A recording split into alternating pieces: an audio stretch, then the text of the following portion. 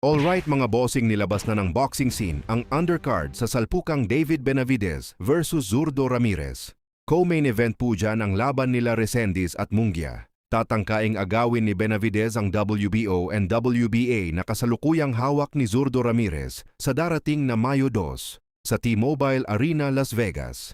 Malaking laban po ito mga boss at dito masusukat ang pagka-monster ni Benavidez dahil aakyat siya ng timbang mula light heavyweight to cruiserweight division. Samantala sa Abril 3 na ang laban ng ating kababayan, former 2-division world champion Marlon Tapales. Pero yun nga mga bossing, masyadong tahimik, kaya hindi nahahype ang kanyang laban. Ayon nga sa isang boxing content creator, bising-bisi daw kasi sila sa kakabash kay John Riel Casimero, kaya tila nakalimutan na nila i-hype ang napapalapit na laban ni Tapales kontra sa Japanese former IBF Super Bantamweight World Champion Yukinori Ugoni. Samantala, John Riel Casimero nagpapasuntok sa kanyang bodega. Kaya talagang pinaghandaan ni Casimero ang mga ibabatong body shot ni Luis Neri sa Abril 18.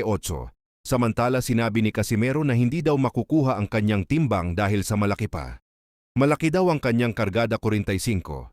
Loko din pero biro lang yan ni Cuadro Alas mga boss.